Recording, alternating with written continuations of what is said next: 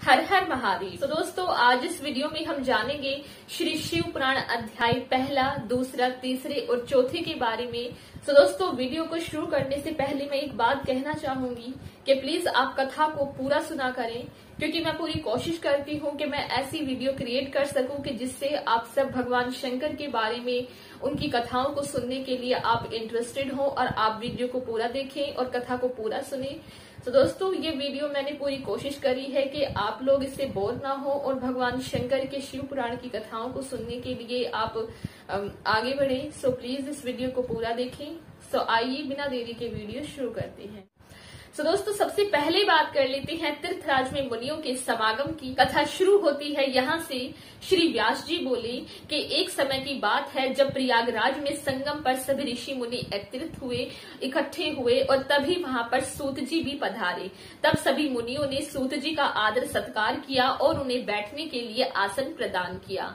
और तब सभी ऋषियों ने सूत जी से यह प्रसन्न किया कि हे मुनिवर, कलयुग में सभी मनुष्य पाप करने वाले, आत्मज्ञान रहित नास्तिक, दूसरों की हत्या करने वाले और लोगों की निंदा करने वाले और अपने धर्म से विमुख हो जाएंगे, और वेश्या भी अपने धर्म से विमुख हो अधर्म के मार्ग पर चलने लगेंगी, और स्त्रियां भी अपने धर्म से विमुख होकर, अपने माता पिता से विमुख होकर और अपने पति से विमुख होकर प्रेमी के साथ रहा करेंगी। तब सभी मुनियों ने ये सारी बातें कहकर उनसे कहा कि हे मुनिवर, इन सभी समस्याओं के समाधान के लिए, इन सभी समस्याओं से छुटकारा पाने के लिए, कलयुगी मनुष्यों को पाप से मुक्ति दिलाने के लिए कोई एक उपाय बताइए। तब सूत जी बोले कि हे मुनिवरों, कलयुग में मनुष्य के पापों को नष्ट करने वाला शिव पुराण वेदांत का सर्वस्व कहा गया है। शिव पुराण वेदांत को सुनने वाले को, इसके श्रवण करने वालों को और इसका अध्ययन करने वालों को मुक्ति मिल जाती है। व्यास जी का कहना है कि शिव पुराण के एक या आधे श्लोक को पढ़ने वाला भी पापों से मुक्त हो जाता है, और जो व्यक्ति इस पुराण का, इन कथाओं का सावधानी के साथ अध्ययन करता है, इसको पढ़ता है या फिर सुनता है, वह जीवन मुक्त हो जाता है। इतना ज्यादा महत्व शिव पुराण का बताया गया है। और दोस्तों इस शिव पुराण को भगवान शंकर ने स्वयं उपनिषद रूपी समुद्र से मंथन करके निकाला था, इसलिए जो भी इसका पान करता है वह मुक्त हो जाता है और अमर अजर हो जाता है। शिव पुराण में धर्म, अर्थ, मोक्ष और पाप चारों पदार्थों का विवेचन किया गया है और इनकी प्राप्ति का उपाय बताया गया है, और भगवान शंकर की लीलाओं और ज्ञान विज्ञान का भी इसमें समावेश है। तो दोस्तों पहले भगवान शंकर ने इसमें 1 लाख श्लोक रखे थे, लेकिन कलयुगी मनुष्यों के उद्धार के लिए भगवान शंकर ने इसमें केवल 24,000 श्लोक रखे हैं, जिसमें विंध्येश्वर संहिता, रुद्र संहिता, शतरुद्री संहिता, कोटि रुद्र संहिता, उमा संहिता और कैलाश संहिता और वायतीत संहिता शामिल है। तो दोस्तों जो भी कलयुग में इन सभी संहिताओं का अध्ययन करता है, इनका पाठ करता है, वह जीवन मुक्त हो जाता है। इतना ज्यादा महत्व शिव पुराण कथाओं का बताया गया है। यह शिव पुराण समस्त पुराणों में सर्वश्रेष्ठ, मनुष्यों का कल्याण कारक बताया गया है। तो दोस्तों आइए अब जान लेते हैं ब्रह्मा जी के उपदेश के बारे में।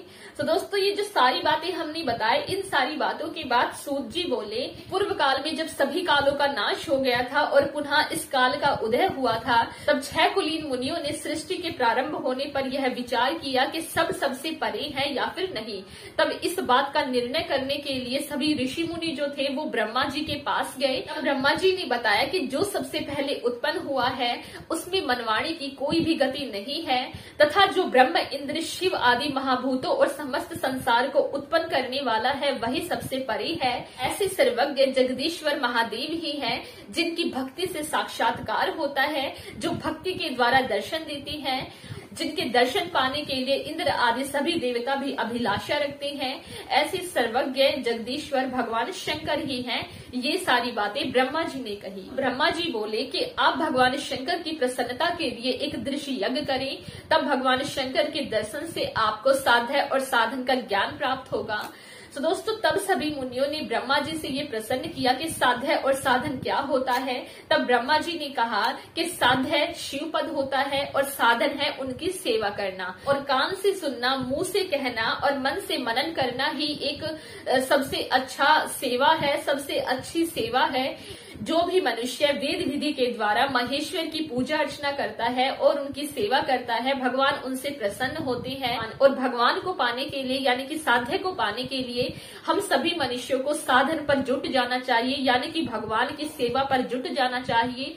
तो दोस्तों ये सब करने पर बहुत ज्यादा मन में संतुष्टि होती है, इसीलिए हमेशा भगवान की पूजा अर्चना करते रहना चाहिए, कीर्तन वगैरह उनका ध्यान वगैरह करते रहना चाहिए। जो भगवान होते हैं वो हमेशा सुनने और कीर्तन करने योग्य ही होते हैं। तो दोस्तों आइए अब जान लेते हैं सनत कुमार और व्यास संवाद के बारे में। तो दोस्तों सभी मुनियों ने ब्रह्मा जी से यह प्रसन्न किया कि श्रवण, मनन और कीर्तन का क्या अर्थ होता है और ये सब कैसे किए जाते हैं।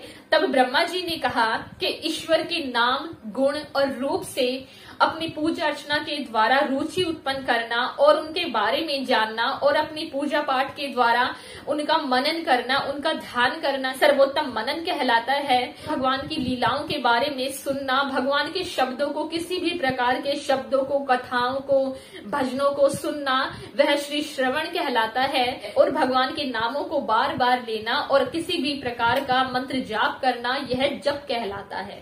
तो दोस्तों ब्रह्मा जी ने ये भी कहा कि सत्संग में बैठकर भगवान के नामों को बार बार सुनना और अपने मुंह से गाना, ये सब जो होता है सर्वोत्तम मनन होता है। कि सत्संग में बैठकर शिव जी का मनन, श्रवण और कीर्तन करने से भगवान शंकर बहुत ज्यादा प्रसन्न हो जाते हैं और ये सब करने से हमारे मनुष्य की आत्मा भी एकदम पवित्र हो जाती है। तो दोस्तों ब्रह्मा जी ने इस प्रकार सभी मुनियों को उपदेश दिया। तो दोस्तों इन सारी बातों के बाद तब सूत जी बोले कि मुनियों, मैं तुम्हें साधन यानी कि सेवा के बारे में एक प्राचीन इतिहास सुनाता हूँ, इसे सुनो।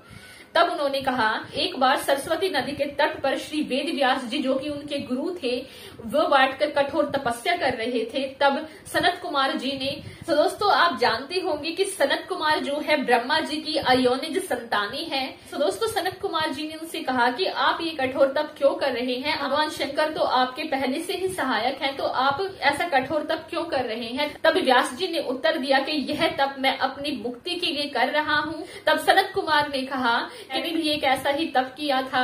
तब भगवान शंकर की कृपा से नंदीश्वर ने मुझे बताया कि मुक्ति पाने के लिए केवल श्रवण, मनन और कीर्तन ही काफी होता है, उससे ही हम मनुष्यों को मुक्ति मिल जाती है। तब उन्होंने कहा कि आप भी ऐसा ही करें, श्रवण, कीर्तन और मनन के द्वारा मुक्ति प्राप्त हो जाती है, आप भी ऐसा ही करें। ऐसा कहकर सनत कुमार जी वहां से चले गए। तो दोस्तों इस प्रकार हमारा पहला, दूसरा, तीसरा और चौथा अध्याय समाप्त होता है। आज की वीडियो समाप्त होती है और आगे की घटना के बारे में, आगे की कथा के बारे में हम अगली वीडियो में अध्याय 5 में जानेंगे। तो दोस्तों वीडियो अच्छा लगे तो वीडियो को लाइक करें, चैनल को सब्सक्राइब करें। जय श्री महाकाल, जय श्री महाकाल, जय श्री महाकाल।